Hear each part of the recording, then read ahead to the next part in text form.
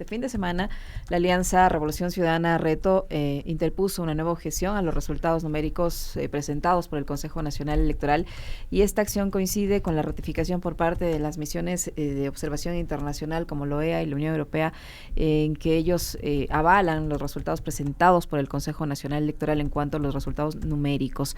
Han reconocido las irregularidades presentadas en este proceso electoral, las han documentado en sus informes, pero ratifican que los resultados numéricos del CNE son los que ha expuesto el organismo del sufragio. Con este antecedente, ¿qué posibilidades le ven ustedes a esa objeción que han interpuesto nuevamente? Buenos días, bienvenida. Sí. Buen día a todos. Primero, gracias por este espacio, Licenia, Alexis, qué gusto estar con ustedes nuevamente. Comentábamos un poco antes de empezar la entrevista, este tiempo he aprovechado para estar también con mi familia, con mi hijo, que tanto necesitaba un espacio, un tiempo, pero sobre todo porque he esperado para hacer un pronunciamiento, porque necesitábamos también argumentos, ¿verdad?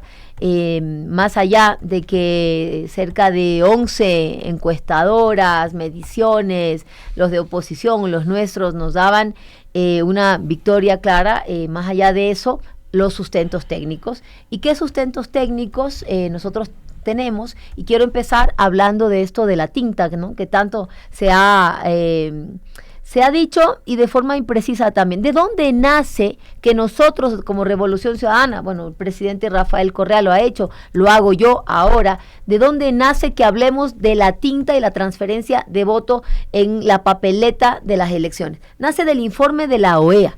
No nace de la Revolución Ciudadana, no nace de Rafael Correa, no nace de Luisa González, nace del informe de los observadores electorales de la OEA. Primer informe, en todos los informes que hacen, en todas las observaciones electorales que hacen a nivel latinoamericano, es el primer informe en donde sacan este hallazgo de que hay una tinta que transfiere el voto de un lado al otro en la papeleta. ¿Qué dice el informe de la OEA? No la Revolución Ciudadana, señores, lo dice la OEA. Dice, la tinta utilizada para marcar las papeletas se transfirió entre las opciones políticas. Al doblarlas, debido a la simetría del diseño, esta situación generó confusión en la interpretación del voto. En algunos casos derivó en su anulación. Es decir, esto lo pone el informe de la OEA. Al ver nosotros esto en el informe de la OEA, es que nos salta la alerta de qué pasó en esas papeletas. Esto de lo que pudo ver la OEA. ¿Qué pasa en las demás urnas, en los demás recintos? Son más de 44,000. ¿Qué pasa en los demás? Esto apenas en lo que pudieron ver ellos, ¿no? Y por eso empezamos a investigar, y en unos días posteriores presentaremos que esto no es ficción. Esto sí existe, esto sí se puede hacer, y por eso también hablamos de un megafraude. ¿Cómo se aclara esto? Abran las urnas, revisemos papeletas, hagamos el análisis del papel, de la tinta, y queda aclarado, absolutamente legitimado y transparente todo el proceso. ¿Por qué se niegan a hacerlo? El que nada debe, nada teme. Entonces, esto en referencia a lo que dice sobre el uso de tinta en el informe preliminar de la OEA, ¿ya? Esto jamás lo ha desvirtuado la OEA, por si acaso. La OEA no ha dicho jamás que esto sea falso. ¿Pero por qué se pronunciaron así en todo caso? Sí, no ha dicho que no es falso, ha reconocido que ha pasado esta irregularidad. Por supuesto. Pero dice que los resultados numéricos coinciden con los que ellos tienen. Los resultados numéricos, y vamos allá, en actas donde nosotros encontramos serios vicios también, y quiero ser clara en esto. En la primera vuelta nosotros presentamos impugnaciones en cerca de 21 urnas. Logramos recuperar un aproximado de 4,000 votos, y por eso subo yo a 44%. ¿Sí? Algunas nos negaron, pero con las que sí nos aprobaron abrir, logramos remontar y recuperar cerca de 4,000 votos en la primera vuelta. Con el mismo artículo del Código de la Democracia, con el mismo procedimiento y con el mismo CNE, ahora nos lo niegan. ¿Por qué? ¿Por qué ahora en la primera vuelta dieron paso a revisar esas urnas y en la segunda vuelta nos lo niegan? ¿Qué inconsistencias hemos encontrado? Y en esto vamos a ser claras. Primero, que las papeletas, que las actas del escrutinio deben tener la firma del secretario y del presidente. Deben tener la firma del secretario y del presidente. Hay actas donde, primero, no hay de secretario y presidente. Segundo, o falta la del secretario o falta la del presidente. Tercero, y esto es gravísimo, una es la firma que está en la primera parte y otra es la firma que está en la segunda parte. Es decir, la misma persona, diferente firma, en el un lado y en el otro.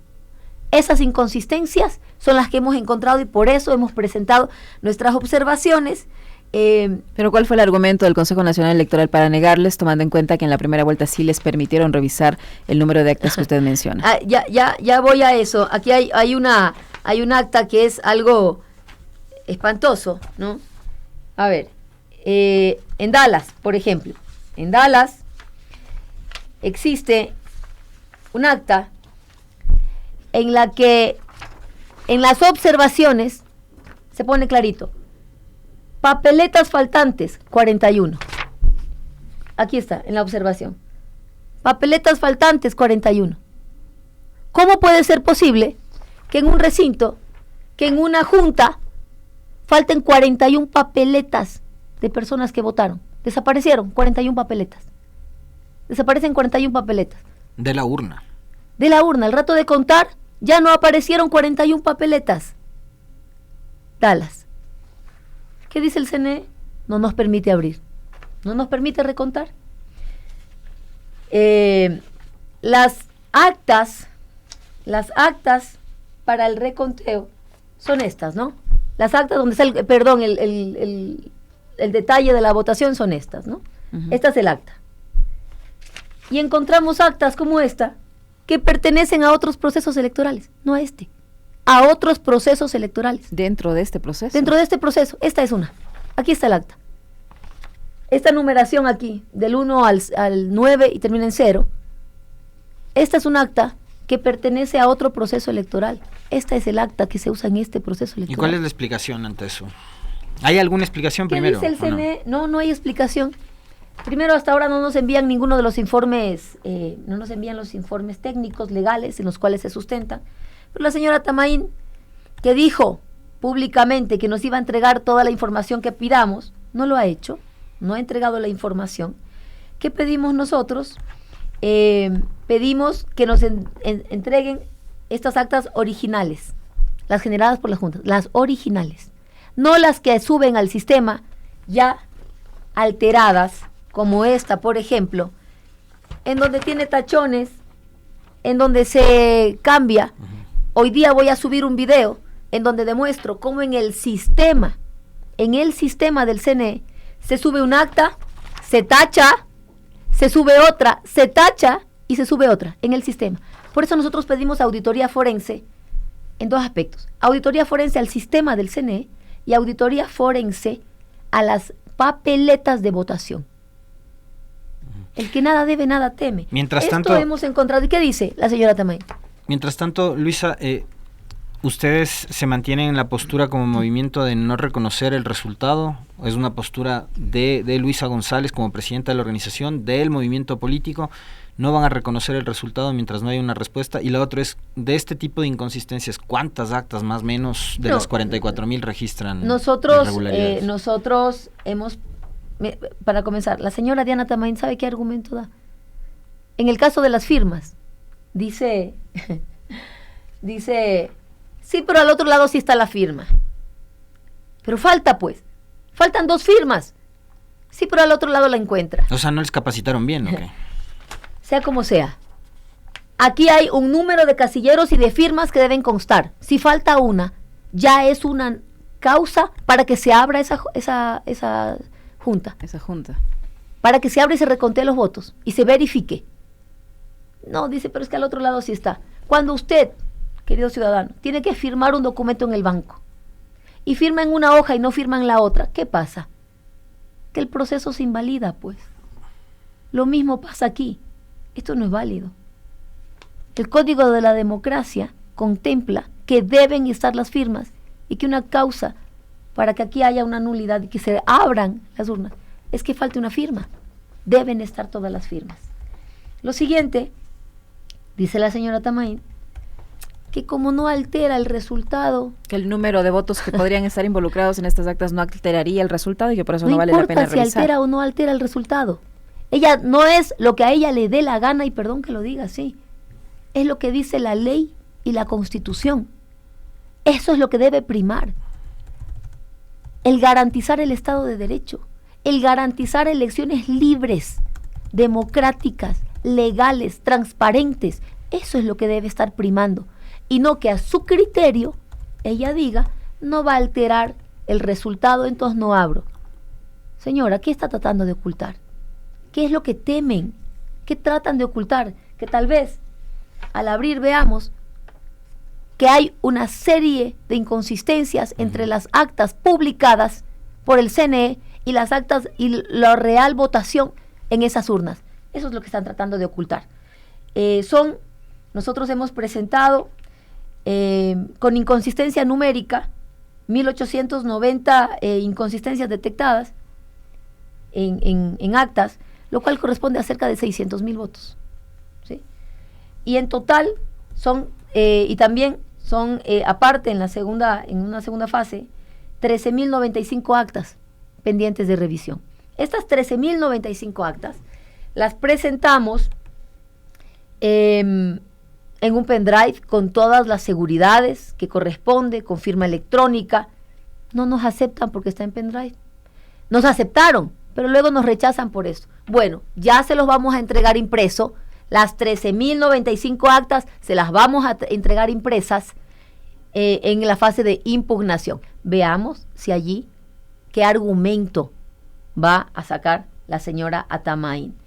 Dijo que nos iba a entregar todo. Como les insisto, pedimos el padrón electoral porque también hay diferencia entre el padrón electoral de la primera vuelta de la segunda vuelta. Y esto es una causal de nulidad de las elecciones. ¿Cómo? ¿En qué diferencia el primero de la segunda vuelta? Es un padrón electoral y el que se usa en la primera vuelta y es otro el que se usa en la segunda vuelta. Eso no puede ocurrir. El número de electores aprobados es 13,736,314. En primera vuelta, 13,732,994. En segunda vuelta, 13,731,145. Esto, según el Código de la Democracia, es causal para nulitar las elecciones. Pero puede haber variación alguna, en el número de electores de los padrones electorales. Pero se podría llegar a un momento como tal. No hay antecedente en la historia de este país en donde unas elecciones, por muy polémicas, raras, extrañas, que sí las hemos tenido, o sea, se me viene a la mente, por ejemplo, la del 98, entre Maguad y Noboa, pero nunca se han repetido elecciones. Nunca se han repetido elecciones, pero tampoco creo que se han presentado tantas pruebas como lo estamos haciendo nosotros. Nunca ha existido un informe de la OEA en donde se encuentre esta transferencia de votos por tinta en las papeletas. Uh-huh. Es el primer informe que presenta la Organización de Estados Americanos a través de la MOE, de sus observadores. Es la primera vez que presenta en toda Latinoamérica. Uh-huh. En todas las observaciones, es el primer informe que existe con este tipo de observación. ¿Por qué lo pone la OEA? Porque realmente detecta que hay una irregularidad. Y de allí es de donde nosotros partimos y decimos, hagamos una auditoría forense a las papeletas y a la tinta. Pero se niegan siquiera a abrir las urnas, teniendo el derecho, teniendo los argumentos. Algo esconde. Ahora, abogada González, si es que el comportamiento de las autoridades electorales, que ya sabemos cuál es durante todo este proceso electoral, les han negado ahora este pedido, ¿qué expectativa tienen de la siguiente instancia, que sería el Tribunal Contencioso Electoral? ¿Qué va a pasar si esta entidad les da una respuesta similar a la que les ha dado el Consejo Nacional Electoral? ¿Qué opciones les queda? Miren, nosotros, primero, no voy a anticipar cuál va a ser la respuesta del CNE, del TCE, que ya la hemos venido viendo, ¿no? Estas han sido unas elecciones muy atípicas, pero no es la primera vez que en Latinoamérica pasa esto. Se lo hicieron a Andrés Manuel López Obrador, se lo hicieron en 2 contiendas electorales, donde él denunció el fraude que se estaba haciendo, el último con Peña Nieto. Y después, años después, se pudo comprobar cómo se realizó ese fraude. Nosotros, más allá de que se abra o no las urnas y nos permitan hacer la auditoría forense a las papeletas, a la tinta, al sistema informático que permite modificaciones hasta 3 veces de lo que hemos podido detectar en el sistema donde se suben las papeletas, más allá, si no permiten eso, quedará en claro que quien gobierna lo hace desde la ilegitimidad y desde la ilegalidad. Porque aquí se violó la ley, la Constitución, hubo compra de votos. Eso es lo que existió en el Ecuador. Y luego, un fraude de origen tapado por un Consejo Nacional Electoral que, pese a que en la primera vuelta, con el mismo procedimiento, te abre las urnas, se hace un reconteo, en la segunda vuelta ya no lo permite. ¿En qué parte de la ley o de la reglamentación, en qué parte existe el criterio de la señora Tamaín, donde dice que no abre la urna porque no va a cambiar el número de votos de cada candidato? Luisa, más allá de la discusión en torno a, digamos, lo irregular que en efecto sí considero fue esta elección, no solo en la segunda vuelta, sino todo lo que vimos durante la primera vuelta y esas negativas permanentes de Noboa, por ejemplo, de encargar la presidencia, de no sacar la licencia como era lo que correspondía, en fin, una serie de excesos y de abusos, ministros de Estado regalando cocinas de inducción, entregando bonos, en fin, vimos cualquier tipo de irregularidades y de abusos de uso de los recursos públicos en esta campaña. Pero digamos, los resultados están ahí, ustedes se niegan a reconocerlos y demás, pero los resultados están ahí. Y el tema es que la vida continúa y la política también. Y la pregunta es, con la coyuntura como está planteada, el gobierno ha dicho vamos hacia una constituyente. Del otro lado está un movimiento político como la Revolución Ciudadana, que lo dicen sus propios detractores, ¿no? He escuchado a analistas como Santiago Basabe, entre otros, decir que son el único movimiento político estructurado, con bases, ideológicamente bien formado, que son la oposición, ¿no? Porque además esta elección en la primera vuelta nos deja un país casi partido en dos, ¿no? Con los 2 candidatos aglutinando el 80% de los electores. La pregunta es cómo se está preparando para enfrentar esta coyuntura también la Revolución Ciudadana, de cara a la convocatoria de una posible constituyente, por ejemplo. Sí, a ver, me faltaba contestarte algo, Alexis. No es la postura de Luisa González, es la postura de la Revolución Ciudadana, liderada, sí, por Luisa González. Soy la presidenta de la Revolución Ciudadana. Yo no voy a reconocer unas elecciones que son ilegítimas, ilegales, inconstitucionales, que no fueron ni limpias ni libres, donde tú tenías esto es vergonzoso, a miembros de las Fuerzas Armadas, a miembros de la Policía Nacional, bajándose la publicidad de Luisa González. Hay videos sobre eso, donde, como tú bien dices, teníamos que usaron recursos públicos para hacer campaña electoral. Ahí está la señora Yadira Vallas regalando cocinas de inducción. Esto se hizo en todo el país. Lo de la prohibición de los celulares y un montón sobre la marcha, ¿no? No se puede cambiar la normativa, las reglas con las que tú vas a una contienda electoral desde un año antes de las elecciones. Cambiaron el uso de los celulares, con multas que superaban los $30,000. Era más fácil que entres con un arma a un recinto electoral. No prohíben el uso de armas en las cárceles, el uso de celular, perdón, no prohíben el uso de celular en las cárceles, el de armas tampoco, pero sí prohíben en el recinto electoral. Todo este tipo de anomalías son las que se dan dentro de la contienda, agravado porque quien debe velar que se cumpla la Constitución y las leyes, que es el presidente de la República, es el primero en violarlas. El primero en usar los recursos públicos para hacer campaña, el primero en no pedir la licencia como manda el Código de la Democracia, la ley, la Constitución. Tenía que haber tomado una licencia, encargar el poder mientras él era candidato, no lo hizo. Y por eso yo hablo de que tenemos aquí un gobierno ilegal, inconstitucional y por lo tanto ilegítimo, ¿no? Y esa es la postura de la Revolución Ciudadana. ¿Qué viene hacia adelante? Bueno, nosotros seguiremos trabajando en el territorio, en fortalecer nuestra estructura, en hacerle cara también a una constituyente que lo que va a buscar es institucionalizar lo que no pudieron en la consulta popular del año anterior. ¿Qué no pudieron? El trabajo por horas, el arbitraje internacional, el precarizar el empleo, el repartir nuestros recursos públicos. Eso es lo que está en juego. Y para ello haremos valer esa unidad que se hizo con la CONAIE, con Pachacuti, con las organizaciones sociales, ambientalistas y demás, que defendemos un país que merece días mejores. ¿Esa alianza sigue intacta? ¿Esa alianza no está fraccionada? Y le pregunto esto porque en la Asamblea Nacional también ya se ven algunos vaivenes allí de mayorías que se están conformando. El propio ministro de Gobierno ha dicho que ya tienen una nueva mayoría en la Asamblea Nacional. Hay bajas en la Revolución Ciudadana y asambleístas un poco sinuosos en otros partidos políticos y los independientes. Entonces, ¿esa alianza de izquierdas va a continuar? Esto se da siempre, ¿no? Esa compra de... Porque vamos a decirlo como es, ¿no?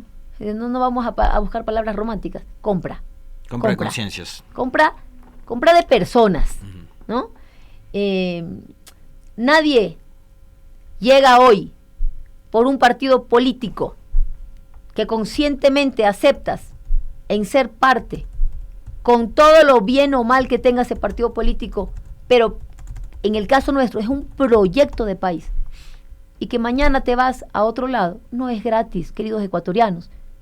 Hay que recuperar el valor de la verdad, de la honestidad, de la lealtad, de la transparencia, el honor, la dignidad, hay que recuperarlo. No podemos normalizar la mentira, la traición, la falta de principios y valores, no puede estar normalizado en una sociedad. Desde la familia, a nadie le gusta que le mientan, a nadie le gusta que le traicionen, a nadie le gusta que le hablen con mentiras y que no cumplan su palabra. Eso hay que recuperarlo.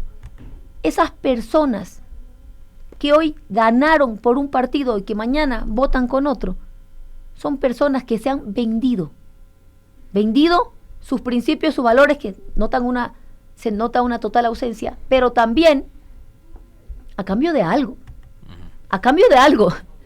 Ya veremos reparto de instituciones, familiares en cargos públicos, contratos a nombre de terceros. Eso es lo que viene.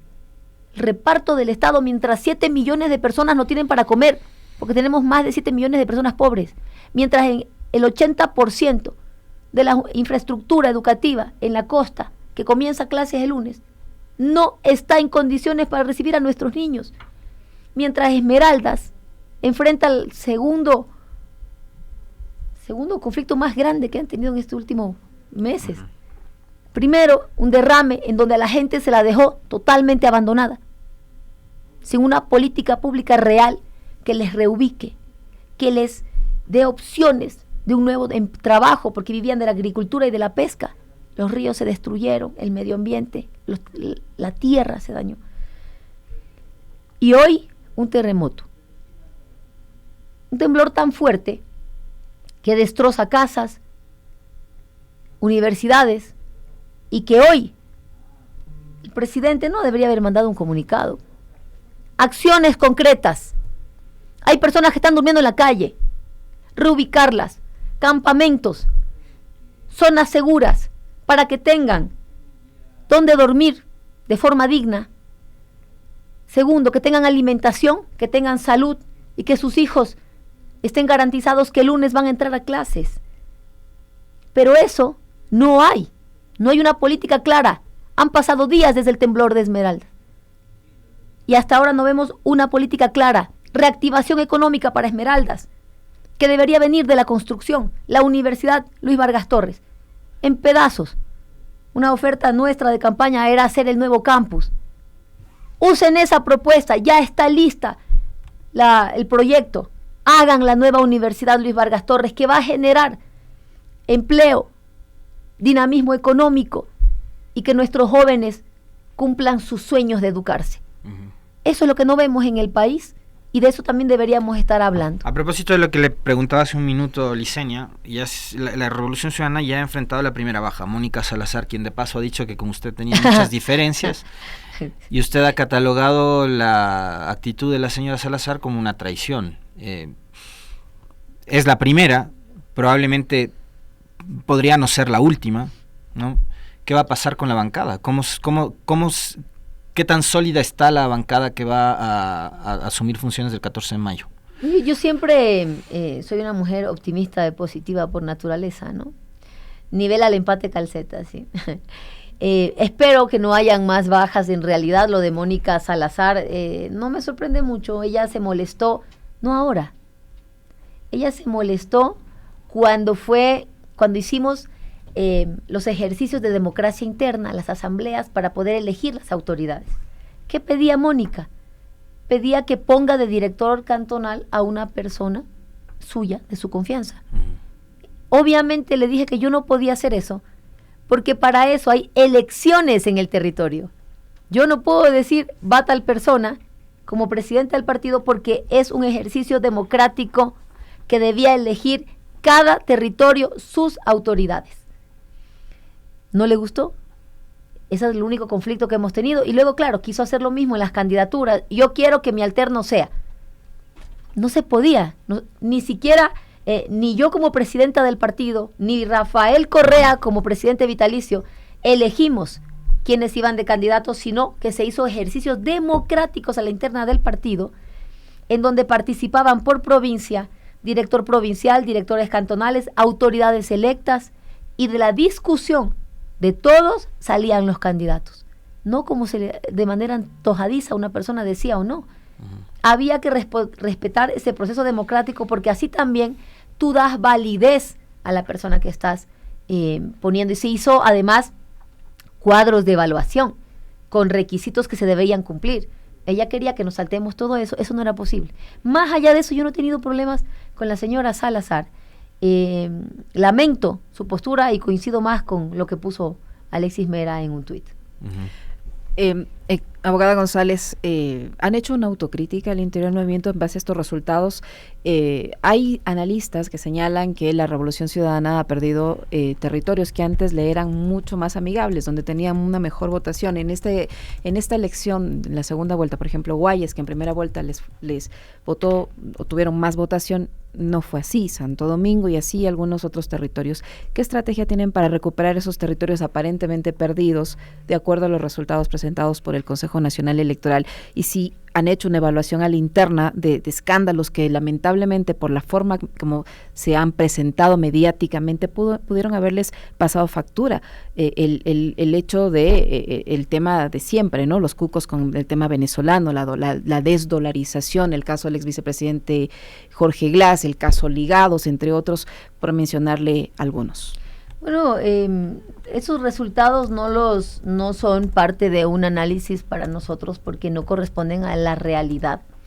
El sentir de la gente, de la población, del apoyo, el haber roto el techo electoral, nos dice que estamos en el camino correcto también. La segunda vuelta tiene serios vicios de fraude, y por eso no vamos a usar esa información para una toma de decisiones. Nosotros hemos hecho mediciones, hemos hecho encuestas, y aún las encuestas después de las elecciones nos seguían dando el triunfo, ¿sí?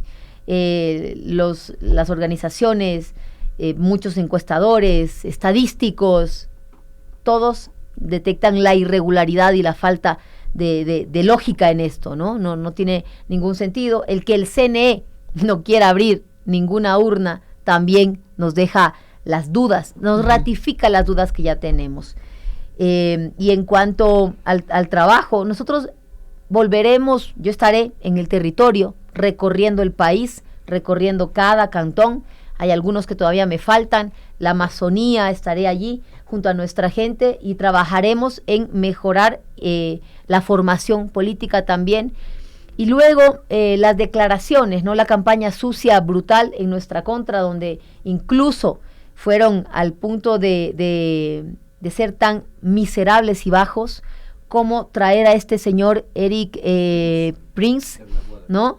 que ya tenía un plan de seguridad, que ni sé qué, que ahora dicen que no, que recién va a llegar, va a mandar la propuesta. Lo trajeron claramente para que hable en contra de un niño de 11 años. De un niño de 11 años, de mi hijo de 11 años. Junto a 2 miembros del gabinete, a 2 ministros de alto rango de este gobierno. Ministro del Interior, ministro de Defensa, sentados allí en un programa hablando barbaridades, y dejo a un lado mi posición como mujer de un niño de 11 años, el honor, la dignidad de un niño de 11 años. Para eso trajeron a Eric Prince, uno de los actos más cobardes y miserables del presidente Noboa y de su gabinete. Eso tuvimos que enfrentar. Y no solo eso, Venezuela, queridos ecuatorianos, el cuco de Venezuela lo usan en absolutamente todas las elecciones a nivel latinoamericano. No, miren Venezuela, olvídense. Miren Ecuador, usted tiene empleo, usted sale seguro a las calles, usted se queda tranquilo cuando sus hijos se van, cuando son las 8 de la noche, las 9, las 10 y no llegan sus hijos, cuando van a un restaurante, cuando caminan por un parque, usted se siente seguro, tranquilo. Usted se siente seguro en su trabajo. Usted sabe que mañana va a tener para comer. Usted se siente seguro si se enferma porque va a encontrar médicos, enfermeras, personal sanitario, educación, becas, medicinas, créditos. Usted se siente seguro. Usted se siente tranquilo. Usted se siente acogido en este país, o usted tiene miedo. Eso es lo que tenemos que reflexionar realmente. Lo que pasa aquí en Ecuador. Somos el país más violento de la región. Nosotros somos el 4º país más endeudado con el Fondo Monetario Internacional cuando no hay una obra. ¿Dónde están esos recursos?